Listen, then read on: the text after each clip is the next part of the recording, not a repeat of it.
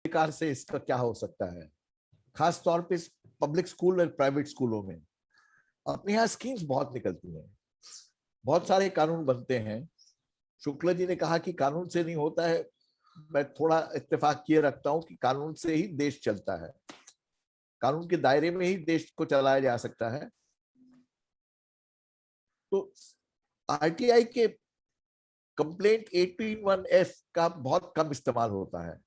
इसका मैं काफी इस्तेमाल करता था, एक्टिविस्ट को भी कहता था कि आपको जो भी तकलीफ है, जो लगता है सूचना मिलनी चाहिए, वो 821F में आप मांगिए और कमीशन के तौर पे मैं उसका ऑर्डर दे दूंगा। तो कुछ ऑर्डर्स, मैंने करीब 14 ऑर्डर्स निकाले थे इस संबंध में, और कुछ ऑर्डर्स में क्या क्या कहा था ये आपके सामने रख रहा हूं। प्राइवेट स्कूलों में कितनी सीट्स हैं, ईडब्ल्यूएस जो इकोनॉमिकली वीकर सेक्शन के लिए, आरटी तो हमने कह दिया, मगर हकीकत में उसका इम्प्लीमेंटेशन नहीं होता है। तो इसलिए मैंने ये ऑर्डर दिया था और इसका इम्प्लीमेंटेशन करवाया था। बोर्ड्स कहा था प्राइवेट स्कूल्स को जहां ईडब्ल्यूएस सब में लगता है, बाहर से दिख सके ऐसे बोर्ड्स कंपाउंड पे रखने चाहिए। Total number of seats in all classes in a school, कितनी वैकेंसी है हर एक क्लास में, कितने सीट ईडब्ल्यूएस के लिए है, seat still available under EWS, total applications received under EWS, information about when the EWS quota applications will be received and date by which admissions will be given. इससे फर्क ये हो गया कि बहुत सारे स्कूलों में जहां पे EWS सिर्फ नाम का होता था, वो एक्चुअल इंप्लीमेंट होना शुरू हो गया। फिर एक ऑर्डर ऐसा भी निकाला था कि EWS कोटा में जिनका दाखिला होता है, उनके पेरेंट्स के नाम वेबसाइट पे डाले जाएं। अगर ये होगा तो कई लोग, पैसे वाले लोग ईडब्ल्यूएस कोटा में अपना पैसा खिला के रजिस्टर करवा लेते थे, उसको बंद करने की कोशिश थी। फिर बहुत सारी स्कीम्स होती है गवर्नमेंट स्कूल्स में, मगर वो भी इंप्लीमेंट नहीं होती हैं। तो लोगों ने कहा कि हमको इंस्पेक्ट कर सकना चाहिए रिकॉर्ड्स, तो इसके लिए एक ऑर्डर निकाला था जहां पे कहा था inspection on last working day of month, admission records, students attendance records, teachers attendance records, budget allocation, sanction issued and expenditure incurred, expenditure on educational tools, midday meals, sanitation, etc. Records of disbursement made to school students on account of scholarships, uniforms, books, and all other incentives given under any scheme. Copies of circulars, notifications, orders received from the Directorate of Education and other departments, authorities from time to time which are available with concerned school. Various registers like inspection register, visitor register, movement register, etc. अब ये orders तो निकाल दिए, मगर implement नहीं होते अपने देश में। तो मैंने मेरे अंडर सेक्रेटरी के साथ एक और बंदे को भेज के एक इंस्पेक्शन रेड करवाई थी। 5 से 10 स्कूल में वो गए, 5 स्कूल्स में ये इंप्लीमेंट नहीं हो रहा था। उनके प्रिंसिपल्स को बुला के मैंने 5-5 हजार की पेनल्टी लगा दी।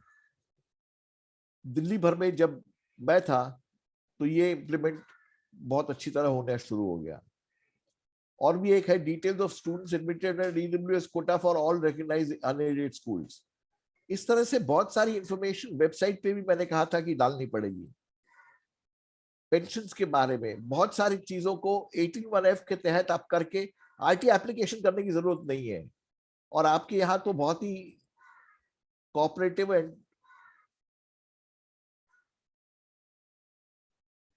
सूचना के अधिकार का बढ़ावा देने वाले कमिश्नर हैं, बहुत ही सिंपैथेटिक कमिश्नर है।